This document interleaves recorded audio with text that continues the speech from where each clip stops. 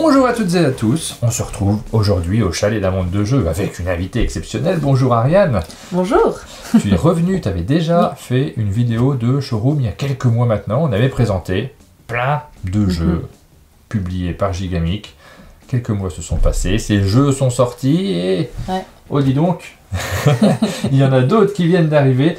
Nous avons derrière nous les jeux qui vont sortir en fin d'année 2023.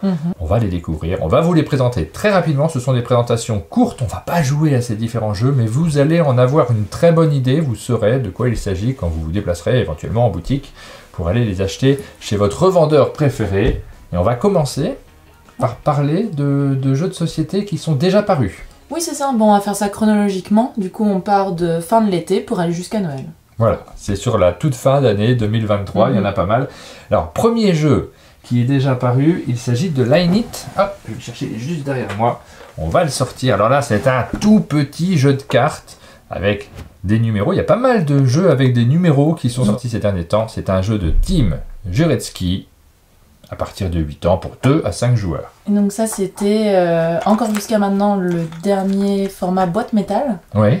Alors ce sont des jeux, les boîtes métal, en fait c'est des grands classiques chez Gigamic. Il y a pas mal de petites boîtes métal que vous connaissez, Salade de points par exemple. Oui, Saboteur, c'est ce qui prend. Oui, ici il s'agit d'un petit jeu de cartes, mais alors ultra simple, très accessible, qui va permettre, je le connais celui-ci donc je me permets d'en parler un petit peu, qui va permettre de jouer en famille très rapidement sans avoir besoin de trop expliquer les règles. On va quand même un petit peu les expliquer. Oui. Alors du coup, dans Line It, on va chercher à faire une ligne de cartes, qu'elle soit croissante ou décroissante, et puis la ligne qui va nous rapporter le plus de points. Mais il y a aussi des petits twists qu'on va rapidement vous expliquer. Hop, on va aussi disposer sur la table les différents symboles qui renvoient tous à une couleur de carte présente dans le jeu.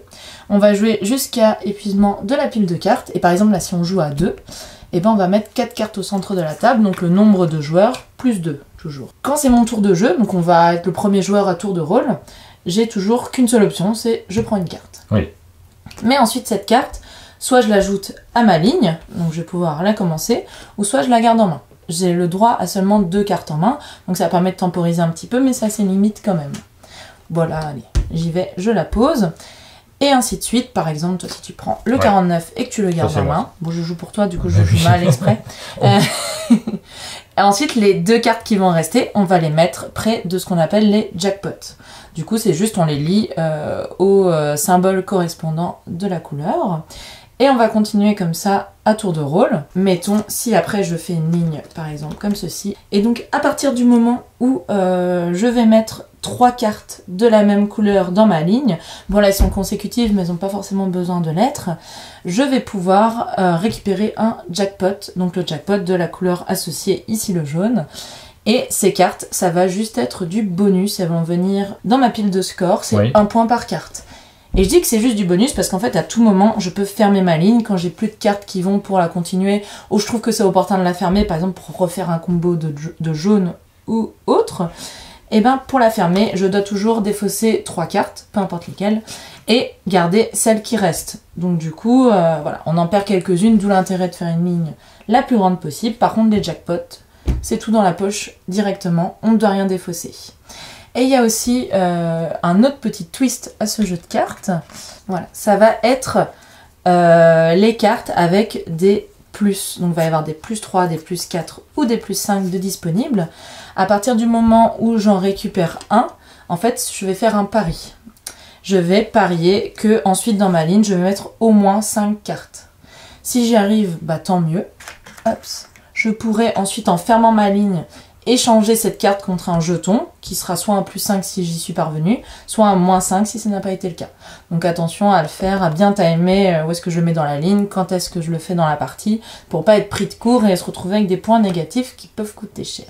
Voilà, c'est un jeu super simple, très rapide à installer, c'est un jeu de cartes, et à jouer, à expliquer aussi, ça fait partie des critères qui sont très importants. C'est Line It, il est déjà disponible en boutique.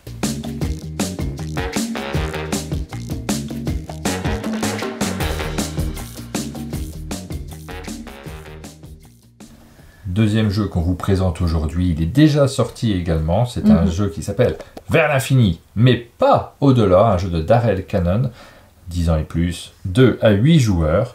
Et c'est un jeu qui est publié à l'origine par Big Potato Games, mais que vous publiez en tant que Gigamic derrière, dans lequel on va avoir des questions, mais des questions dont on ne connaît pas forcément les réponses. À peu près jamais, en fait. Jamais. De combien en millimètres grandiront vos ongles si vous les laissez pousser pendant 1 an? Effectivement, je ne connais pas trop la réponse. Alors, tu as une idée? Absolument pas. Mais je peux faire semblant d'en avoir Ouais. Et donc en fait, ouais, ça va être un jeu, on va faire des enchères sur des questions dont personne ne connaît la réponse, mais on peut bien mentir du coup en disant qu'on est spécialiste et qu'un jour je les ai laissés pousser pendant 1 an et que j'ai tout mesuré. Ah. Et du coup, on va chacun avoir un petit personnage qui est un astronaute et on va pouvoir prendre place sur le vaisseau spatial des enchères. Donc moi par exemple, si je te dis 200 mm, Okay. Du coup je deviens la capitaine du vaisseau, Ouais. parce que c'est moi pour le moment qui ai fait l'enchère la plus haute. Ouais, je ferai pas plus haut, hein. Clairement pas. Ça me paraît beaucoup. Si, il faut jouer. Ça me paraît... je vais pas faire plus haut que ça. C'est pas possible. C'est trop haut. Mais imaginons qu'un autre joueur ait dit que ça faisait 2 mètres. Donc dans ce cas-là... Ah oui. Un autre joueur peut alors me prendre ma place pour devenir capitaine. Moi, par défaut, je reste dans le vaisseau. Mais ensuite, quand ça va revenir à mon tour, soit je peux effectivement rester dans le vaisseau parce que je me dis, bon, je suis pas très sûre, mais c'est pas moi qui suis aux commandes, donc tout va bien. Au pire, ça se crache, je dirais que c'était pas de ma faute. Ou je peux dire, ouh là, tu me fais trop peur, je me mets en orbite, je ne veux pas défendre cette idée, et si ça se crache, tant mieux. Oui, alors moi, clairement, je me serais mis en orbite, parce que là, j'y crois pas du tout, là, aux 20 cm. Bah là, on est sur 2 mètres, t'as dit. Oui, parce que c'est lui, en plus, qui l'a dit. 2000 mm, non, on n'y croit absolument pas. Et du coup, une fois que tout le monde est satisfait de sa position, on peut révéler la réponse. Oui, moi, j'aurais dit, je vais essayer de trouver quand même, moi, j'aurais dit 2 cm, tu vois, quelque chose comme ça, à peu près. Pas du tout. Bah, ça peut arriver 2 cm.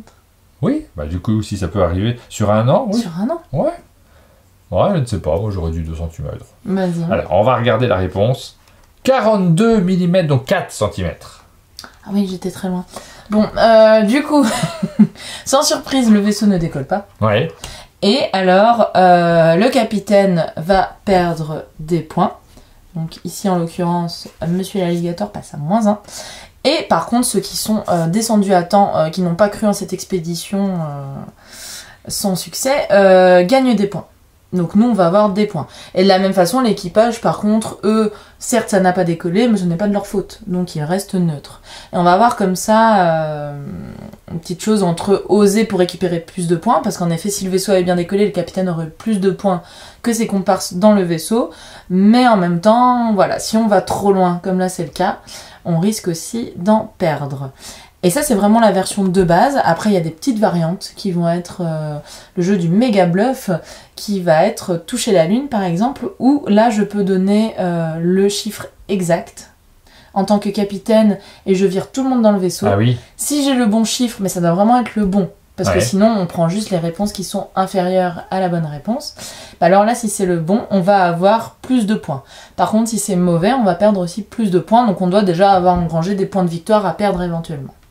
Voilà, question suivante. Quel âge avait le plus vieux joueur à participer à une Coupe du Monde de football? Oh, j'en sais rien non plus. On termine là-dessus. C'est toi qui es doué en sport. Hein, ouais, je suis doué en sport. Alors je sais que le plus vieux à avoir marqué un but, ça doit être Roger Mila avec le Cameroun. Ça devait être quelque chose comme 42 ans. Ouais. Je suis pas sûr, hein, je suis pas très sûr. Le plus vieux à avoir participé à un match, peut-être une vieille Coupe du Monde, il y a quelqu'un qui en avait 48. Mais j'en sais rien du tout. J'en sais rien, moi je dirais 45 comme ça. 46. 46. On regarde la réponse. C'est juste pour le plaisir de poser une question. 45, c'est un tout pile. Ça devait être un gardien. Peut-être un gardien italien. C'est ça.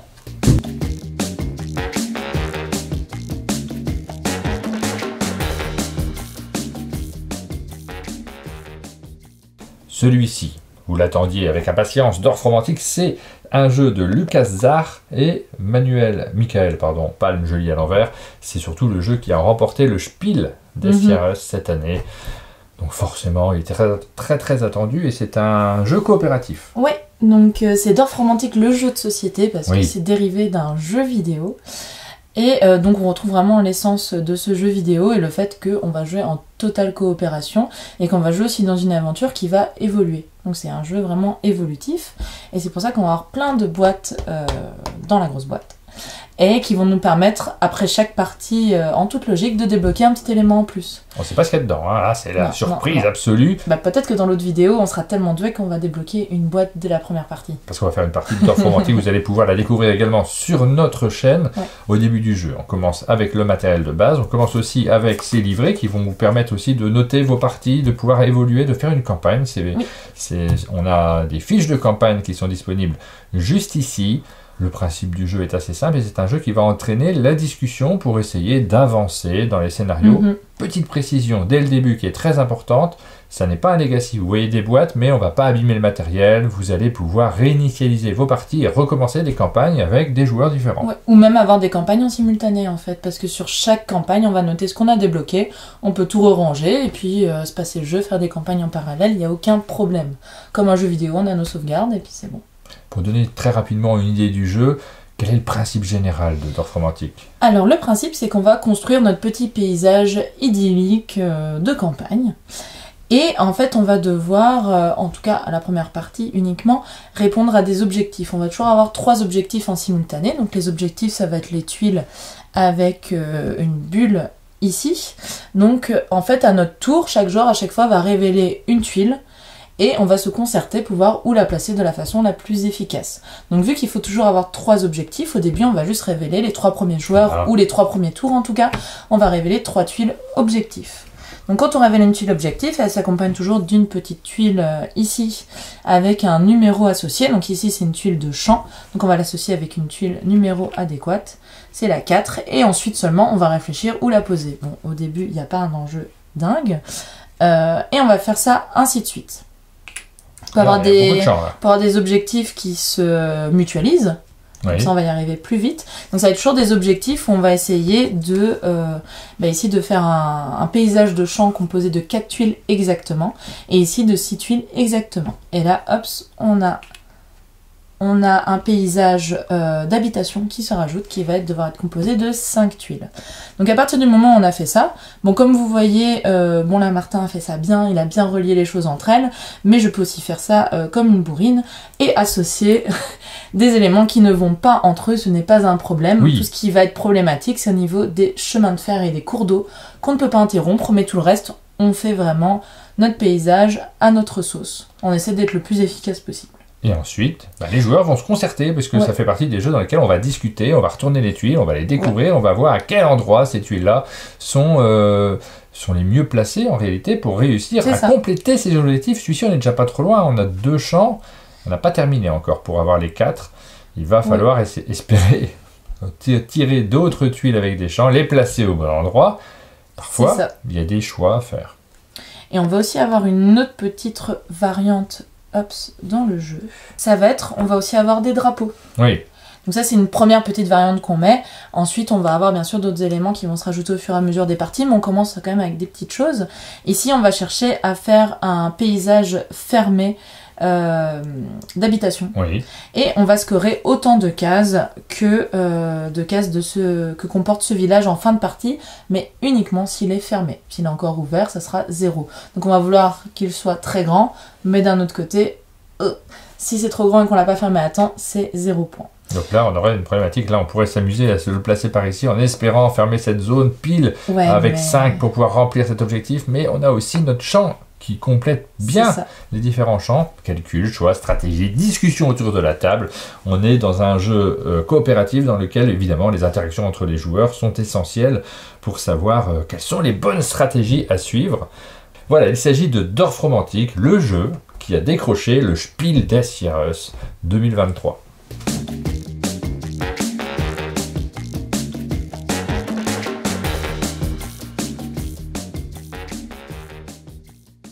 Le jeu suivant, vous le connaissez forcément, il s'agit de Défi Fou, un jeu d'Olivier Finet qui fête, tu m'as dit, son 25e anniversaire. Oui, tout à fait, cette année. Donc c'est un classique du jeu de société dans lequel on a un matériel un peu foufou également, avec lequel on peut faire plein de choses, et des défis pour pouvoir l'utiliser de manière différente. Vous retrouvez une toupie, vous retrouvez des puces que vous allez pouvoir faire sauter, mais pas que, vous verrez, des dés qu'on va pouvoir utiliser de plein de manières différentes, un petit carnet, et puis les fameux mètres pour mesurer des trucs. On va mesurer plein de choses. Évidemment, l'un des composants essentiels, ce sont toutes ces cartes qui rassemblent une grande quantité de défis jouables à partir de 7 ans pour 3 à 18 joueurs. Ouais, tout à fait. En fait, c'est à partir de 3 parce qu'on va composer 3 équipes. Donc il y aura d'abord 2 équipes qui vont s'affronter, la troisième qui va faire arbitre. Ensuite, l'équipe qui va remporter le défi, donc un défi, c'est une carte avec des directives différentes qui ont du timing ou non, qui utilisent du matériel du jeu ou aucun matériel, et qui vont faire appel à un joueur, 2 joueurs, toute l'équipe, etc. Et donc bref, dès qu'une équipe a remporté un défi, elle remporte la carte du défi, elle marque donc un point, et ensuite elle va pouvoir défier l'équipe des arbitres, et on va faire ainsi de suite, jusqu'à remporter 7 défis. Et donc c'est un jeu, ouais, comme tu disais, qui a 25 ans, qu'on a refait graphiquement, qu'on a refait au niveau du matériel, mais aussi les défis, il y en a 120 des nouveaux. Donc en fait... on a revisité beaucoup de choses. Et puis en 25 ans, on a eu le temps d'y jouer à ces différents défis, à les voir jouer, à les analyser. Alors j'en lis au hasard, par exemple celui-ci. Au top de l'arbitre, les joueurs doivent retirer une de leurs chaussettes et la lui offrir. On va pas le faire en direct dans cette émission. On n'est pas préparé pour ça, j'ai pas choisi les bonnes chaussettes. Non, c'est ça, ou sinon tu peux en avoir qui font appel au matériel du jeu. Oui. Par exemple, on peut chacun lancer notre toupie, et ça va être la toupie qui va tomber en dernière, qui aura gagné. Classique. Mais cependant, non, c'est pas si classique parce que on est à l'école des ninjas, nous. Et en fait, je peux pourrir ta toupie grâce à des cartes que je vais utiliser comme des shurikens, pour l'arrêter. Ah ouais, c'est pas si simple, hein. C'est très simple. Je suis... c'est des années d'école des ninjas devant moi. Au top de l'arbitre, déchirer une feuille pour en faire le plus de morceaux possible. Alors ça, c'est le temps du sablier, évidemment. C'est pas si simple non plus, c'est rigolo. On n'a pas l'habitude de jouer à ce type de jeu quand on fait une soirée de jeux de société pour être un peu foufou. Donc c'est Défi Foot, 25e anniversaire. Une déferlante de défis loufoques à partir de 7 ans pour 3 à 18 joueurs, 20 minutes de jeu.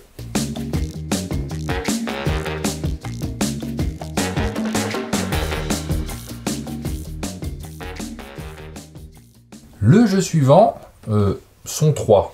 Pas sûr de la structure grammaticale de cette phrase. On a 3 boîtes sur la table. Ce sont des enquêtes sous-scellées avec 3 thèmes différents. Il s'agit à chaque fois d'un jeu d'enquête dans lequel vous allez jouer les détectives. Les auteurs sont Chloé Blondel et Ben Renaud, mais pas que sur la boîte 63 âmes. Ouais, sur la boîte 63 âmes, pardon. Exceptionnellement, il y a aussi Théo Rivière et Simon Caruso qui ont participé à la conception de l'enquête. Donc du coup, des fois, il va y avoir des auteurs invités sur certaines enquêtes. Oui. Je dis ça parce qu'en fait, c'est une gamme encore plus grande sous scellé. Mais là, pour la rentrée avec Gigamic, on va distribuer ces 3 enquêtes en particulier, dont on a refait le packaging pour ceux qui sont un peu habitués à ces jeux et qui les ont déjà vus passer. On a revu un petit peu l'ergonomie des boîtes, mais également les d'autres boîtes où maintenant on peut trouver un aperçu de ce qu'on trouve à l'intérieur, un petit synopsis, etc. pour donner envie, puis pour des gens un petit peu renseignés sur de quoi il en retourne exactement de ces jeux d'enquête. La clé, il pensait venir s'amuser dans un escape game, mais il se retrouve au milieu d'une scène de crime. C'est vous le détective. Nous avons le gardien des caves, un petit immeuble.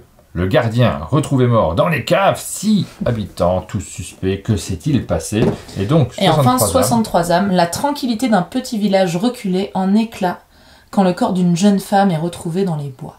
Et donc sous-scellé. Pourquoi ça s'appelle comme ça en fait au juste? Parce que dans la boîte, d'abord on va avoir une petite indication, mais au niveau des règles en fait on n'a presque rien. Ça va surtout nous demander d'ouvrir l'enveloppe scellée. Donc on va avoir une enveloppe effectivement sous-scellée. Et on va pouvoir la déscotcher. Est-ce que tu veux l'honneur de la SMR Scotch? C'est important ça. Si j'arrive à la déscotcher parce que j'ai pas envie d'abîmer le matériel.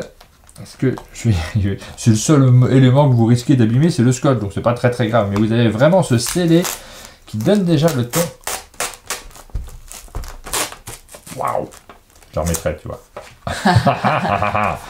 Hop, et dedans, on a plein d'éléments qui sont un peu sans dessus-dessous, sauf ici, ça s'accompagne d'une lettre. Parce qu'en effet, ces enveloppes nous ont toujours été remises par quelqu'un. Oui. Soit on sait qui c'est, ici en Hugo l'occurrence, Signoli. mais des fois on sait pas tout à fait de qui ça vient. Et donc là c'est le cousin de Morgane qui nous envoie des éléments, parce qu'effectivement Morgane a été retrouvée pendue à un arbre dans une ville de 63 habitants, donc c'est un peu suspect déjà. Bon, heureusement on va avoir que 63 suspects du coup. D'accord.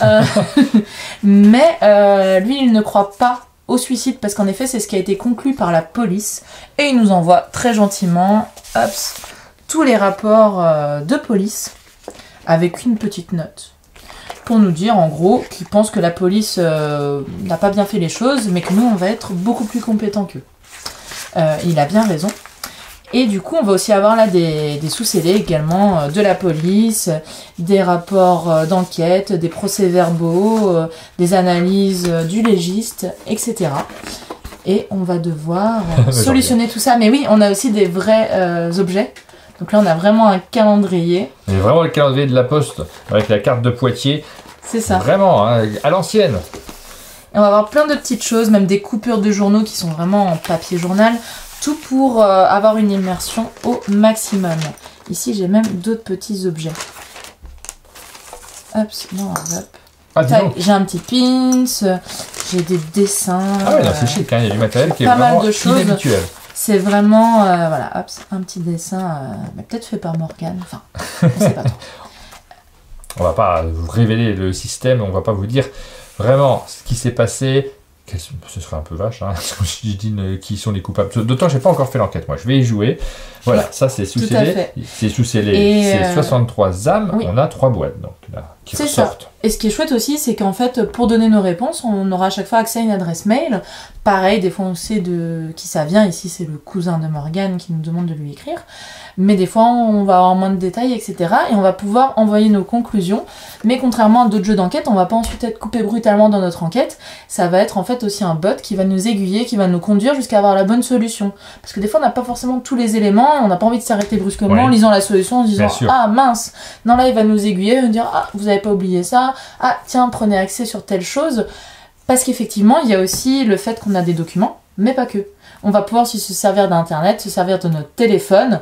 Parce qu'on peut avoir des petits numéros de téléphone qui traînent, des adresses internet, des codes, des choses à voir sur Google Maps. Voilà, on va pouvoir un petit peu explorer plus loin sans installer une app dédiée, c'est vraiment avec ce qu'on a sous la main. Et ben moi je suis content parce que cet almanach du Facteur 2022, j'avais exactement celui-là, puis je l'avais perdu. Je l'ai retrouvé, je suis ravi.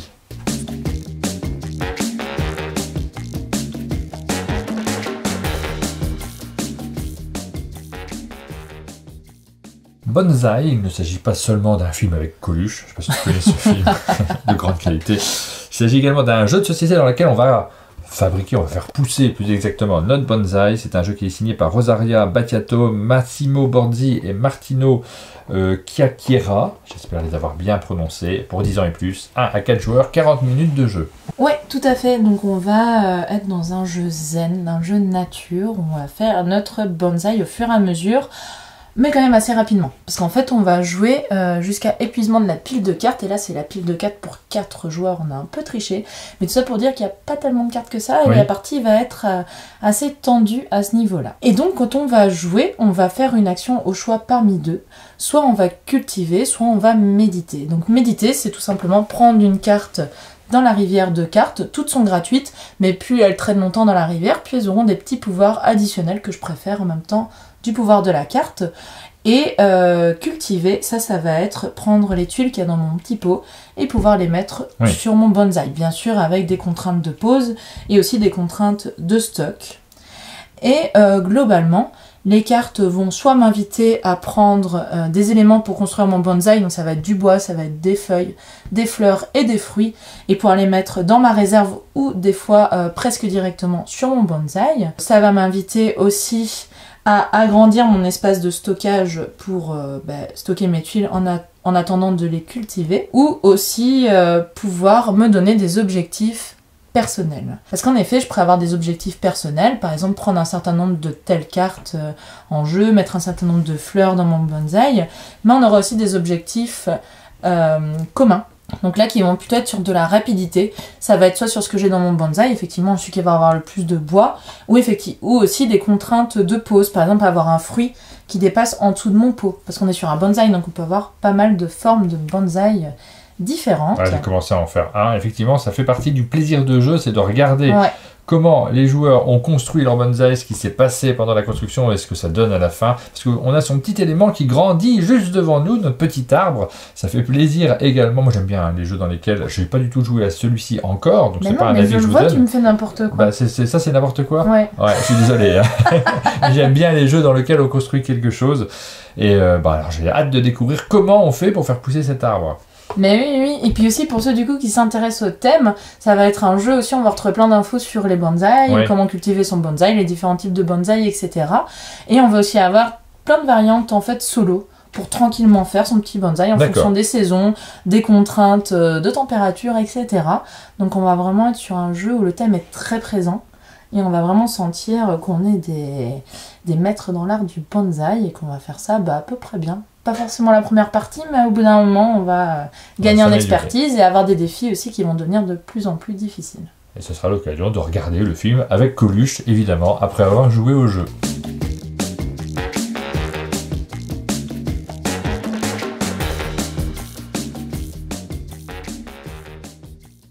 On enchaîne avec un jeu pour enfants, Syllabus, un jeu qui se joue de 4 à 7 ans. Il est signé par Urtis Sulinskas et Haris Tsakas. Je les ai bien prononcés?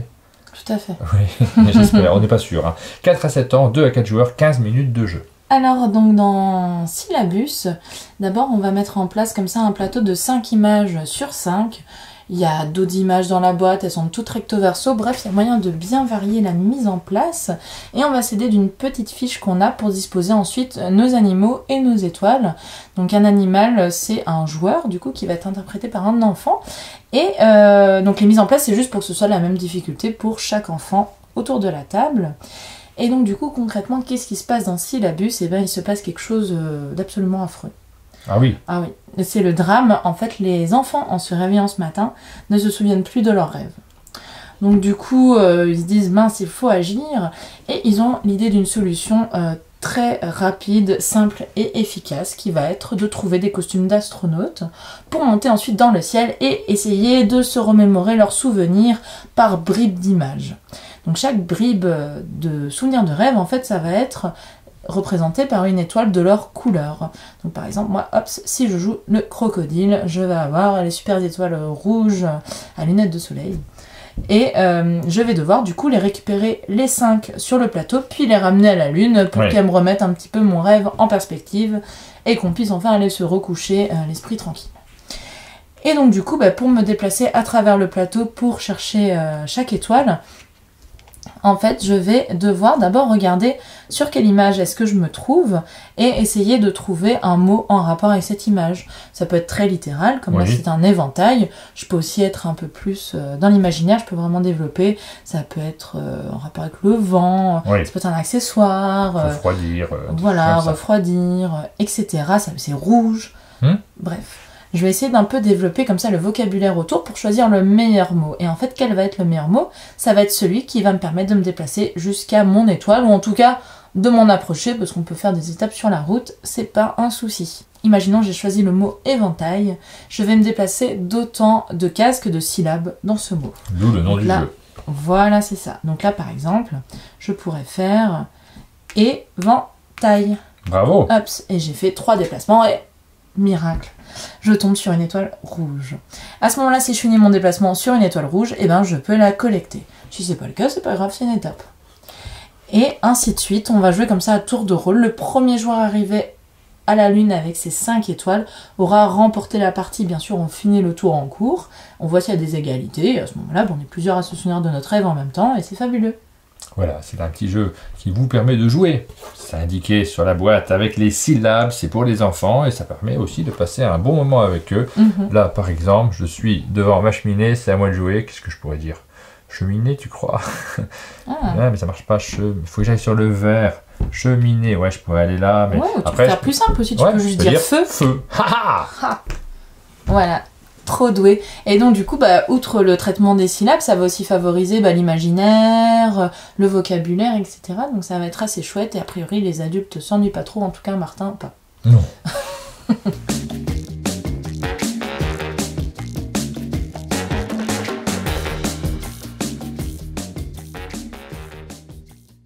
On enchaîne avec le retour d'une petite boîte métal, les fameuses petites boîtes métal de Gigamic, les chats de Schrödinger, un jeu de Chris O'Neill, Heather O'Neill et Adriel Lee Wilson, 10 ans et plus, 2 à 6 joueurs. Donc du coup les chats de Schrödinger, ça va être un petit jeu d'enchères, de bluff et tout ce qui suit. Donc on va se baser sur l'expérience de Schrödinger et donc se demander qu'est-ce qu'il y a bien dans cette fichue boîte. Est-ce qu'il y a un chat, est-ce qu'il y a pas un chat? Oui, mais le chat il est comment? Il peut être vivant, il peut aussi être mort. Donc en exclusivité, voilà un jeu avec des chats morts. Si jamais vous n'aimez pas les chats, ça va plaire à beaucoup de monde. Pas hésiter. Ou la boîte peut être vide, ou en fait ça peut être tout simplement un état quantique. Grosso modo c'est un joker, donc c'est-à-dire ça peut être tout à la fois. C'est un peu une plaisanterie sur les chats de Schrödinger. Ça permet de rigoler avec ce thème-là. C'est très léger. Et donc on va avoir toutes ces cartes qui vont être mélangées dans une pile. On va chacun en prendre un certain nombre en début de partie, donc ça va varier en fonction de chaque manche. Imaginons, on est 3 joueurs, on a chacun 6 cartes en main. Donc en tout, on sait qu'il y aura 18 cartes autour de la table, mais on ne sait pas quelles sont ces cartes exactement. Et on va chacun un tour de rôle. On a une action à faire au choix parmi deux. Ça va être soit on va enchérir. Pour enchérir, on va devoir se placer sur le plateau commun, et suivre la pelote de laine. Comme c'est une pelote de laine, on ne peut pas la dérouler dans le sens inverse. Et 1, 2, 2, 1, 3, on peut remonter, on peut redescendre en fonction de comment on avance sur la piste. En fonction de ce sur quoi on va parier en fait. Donc moi par exemple j'ai une superbe main comme ici, je vais me dire tiens j'ai quand même pas mal de chats vivants, je vais peut-être parier dessus. Donc je vais dire tiens sur l'ensemble de nos 18 cartes, je pense qu'il y a 3 chats vivants. Et on va comme ça continuer à tour de rôle. Toi à ton tour tu peux continuer à parier sur les chats vivants. Si j'en ai plein tu peux te dire bah non en fait il y a 4 chats morts. Faut monter, ou il y a 2 boîtes vides. Il faut toujours monter, mais on peut surenchérir sur ce qu'on veut. Et aussi, on peut se donner des preuves. Bien sûr, ça peut être... C'est toujours des bonnes preuves, mais on peut un petit peu... emmener notre adversaire vers quelque chose, parce qu'en fait, moi, je peux lui dire ensuite à Martin, non, je pense qu'il y a 6 chats vivants, et pour te le prouver, je t'en montre 2. Mais c'est peut-être les seuls que tu as en main, par contre. Bah oui, c'est le cas, mais... Et, j'ai un joker, mais bon. Et là, je peux me dire, je vais essayer de le tromper, puis ensuite d'aller vers les chats morts, ou quelque chose comme ça. Et donc, bref, je peux, après avoir mis 2 cartes de ma main comme preuve, en défausser maximum 2, face cachée bien sûr, et en repiocher, du coup, le même nombre. Donc là, effectivement, j'ai tiré un nouveau chat vivant, mais je peux aussi bluffer en disant, ah bah ça tombe bien. Maintenant, j'ai 4 chats vivants en main, donc tu vois bien que on en a plein autour de la table. Mais pourquoi est-ce que je ferais ça? Pas juste pour être malhonnête, mais plutôt parce que à son tour, Martin a du coup les 2 choix. Soit il peut continuer à surenchérir, soit il peut dire Ariane, tu mens. À ce moment-là, ça met fin à cette manche. On révèle tous nos cartes et on voit si effectivement j'ai menti, je sors du jeu. Et par contre, si j'avais raison, c'est toi qui vas sortir du jeu. Mais on n'a pas que cette mécanique. On va aussi chacun avoir un petit physi-chat, pardon. Physi-chat, oui, complètement. Moi, j'ai Miaou Curie. Voilà, et Miaou Curie, là, elle aurait bien pu me la mettre à l'envers, parce que Miaou Curie, qu'est-ce qu'elle fait? Elle permet de défausser toutes les preuves de chat vivant. Donc tu pourrais l'activer à tout moment. Là, on les a mis face visible pour les besoins de la vidéo, mais bien sûr, on les a face cachée. Et à tout moment, on peut les activer pour permettre de mettre un peu le bordel en fait autour de la table. Donc toi tu pourrais très bien les défausser puis me dire bah non t'as faux, puisque tu sais qu'il y en a déjà 2 en moins, donc ça peut t'arranger.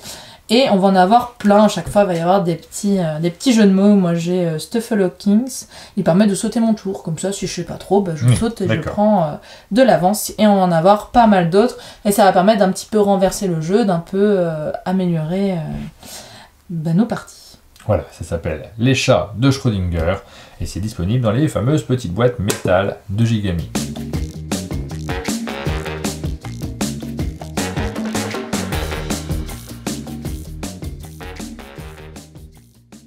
Woolgang, c'est un nouveau jeu signé par Jérôme Baudin, illustré par Pauline Berdal, que vous publiez 8 ans et plus, 2 à 5 joueurs, mais Ah, c'est pas une boîte métal.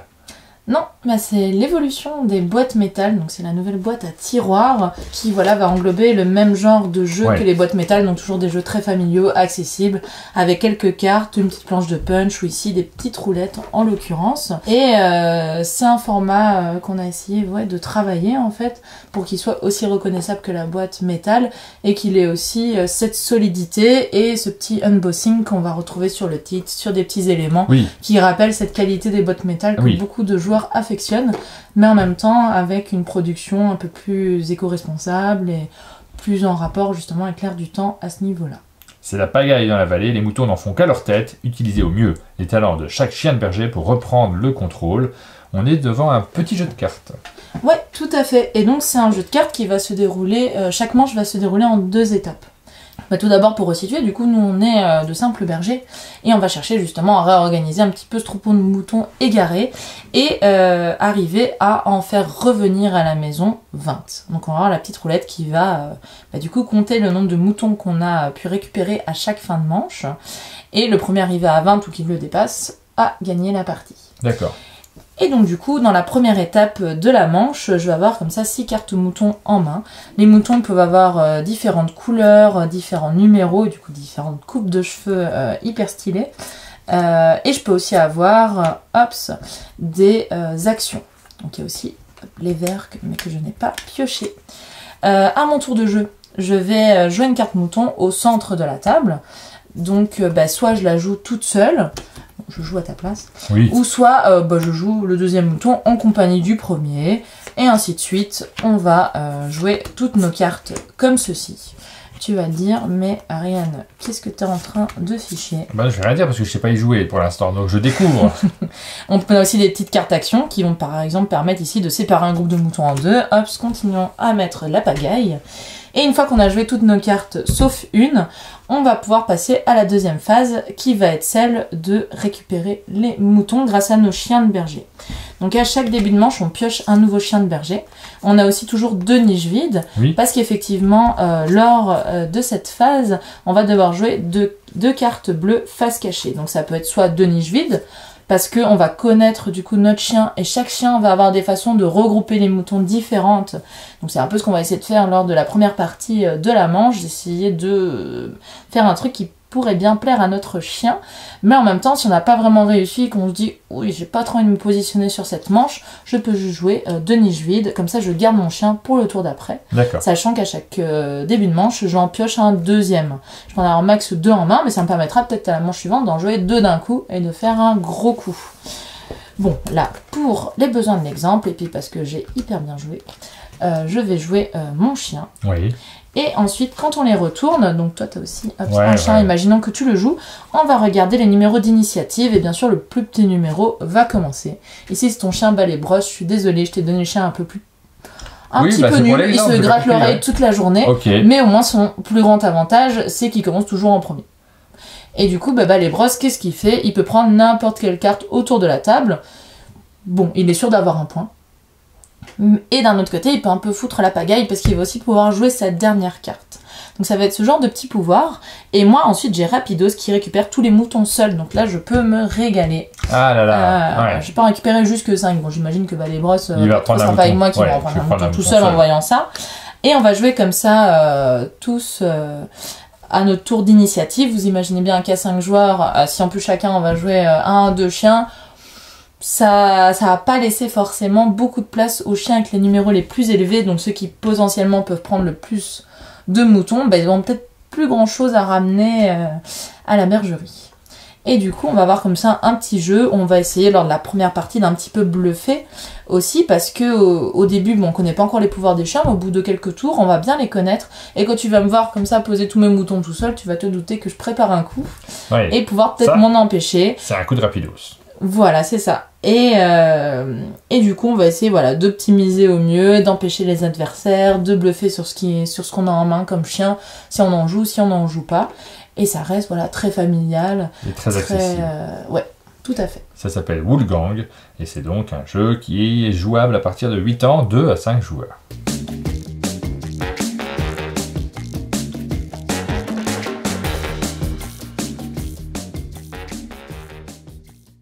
j'ai devant moi un classique maintenant des jeux Gigamic, Similo. Mythe et histoire, c'est des vieilles boîtes. La nouveauté, c'est celui qui est caché derrière. Waouh! Il s'agit du Similo Seigneur des Anneaux, un Similo à licence. C'est pas le premier. Non, c'est encore une autre licence de la Warner. Donc on avait déjà fait Harry Potter, on a aussi fait les Animaux Fantastiques. Oui. Et maintenant on enchaîne avec le Seigneur des Anneaux. Donc on retrouve le principe de Similo, ces fameuses cartes avec des personnages que l'on va positionner sur la table et qui vont nous permettre... C'est toujours le même jeu qui est à l'intérieur. Oui, tout à fait. Il y a juste une petite variante qui s'est insérée, c'est qu'en fait, maintenant, voilà, Horrible Guild, donc l'éditeur original, a voulu rendre le jeu encore plus accessible, et du coup, on a maintenant les règles de base qui sont un peu édulcorées par rapport à ce qu'on connaît. Mais on a toujours la façon de jouer qu'on connaît bien, qui est mise en variante. Donc en fait, on peut jouer comme on le souhaite, mais pour les joueurs vraiment novices, du coup, les règles de base ont été encore simplifiées pour les rendre plus accessibles.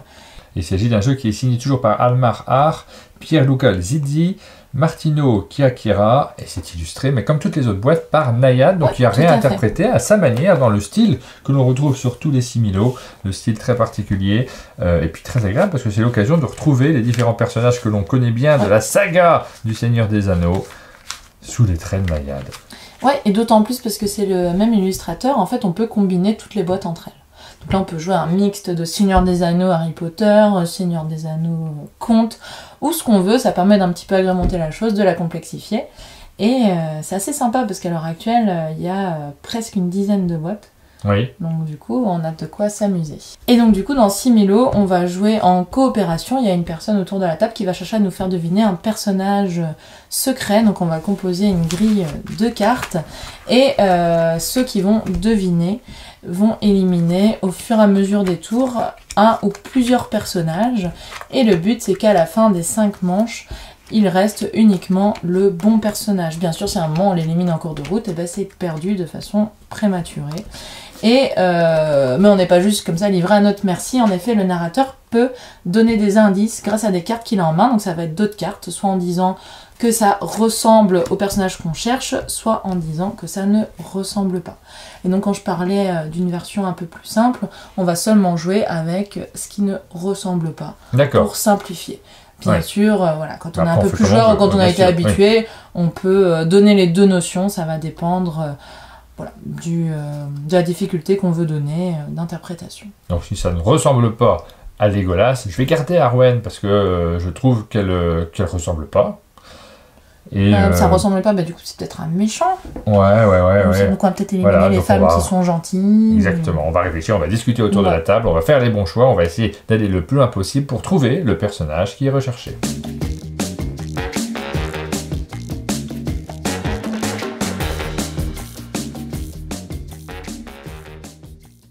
On termine cette vidéo de présentation des nouveautés Gigamic avec le jeu Katamino Tower, un jeu de Marco Pavlovic. Vous connaissez Katamino, c'est un des classiques aussi de Gigamic que vous publiez. Donc comme dans Katamino, on va avoir des sortes de petits casse-têtes. Donc là par exemple ici on me demande de prendre les 3 pièces bleues et les 3 pièces jaunes et de créer 2 niveaux. Donc là on va essayer de créer de la hauteur sans laisser aucun vide à ma construction. Je vois que Martin se laisse pas du tout tenter par la chose. Ah bah si, non, mais attends, je te laissais dire. Donc, directement tu construis. Ah oui, moi je construis. Ouais. Donc on va essayer d'optimiser au maximum. On a tout le temps qu'on veut, toute la réflexion qu'on veut pour faire en sorte que ça marche. Là on vous montre un petit niveau et ça ne marche absolument pas. C'est pas comme ça qu'il faut faire. Mais après, est-ce qu'on va y arriver? Est-ce qu'on est suffisamment doué? Non, là déjà le bleu ça marche pas. Ceci est réalisé sans trucage. C'est n'importe quoi. Ouais, c'est pas du tout ça qu'il faut faire. C'est pas du tout l'idée. Et donc on va comme ça s'amuser avec différents niveaux. Ici c'est un niveau 2, on va aussi avoir des niveaux 3, des niveaux 4 et des super niveaux 5. Mais en réalité dans le jeu il existe encore plus de solutions. On a mis le nombre exact, c'est 44 138 solutions possibles.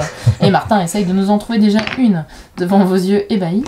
Et il a réussi en fait. Je me moque mais... Et voilà, j'ai réussi du premier coup presque. Voilà. Et bien sûr, si on n'y arrive pas ou si on a besoin d'aide, on a toutes les solutions qui sont indiquées au dos.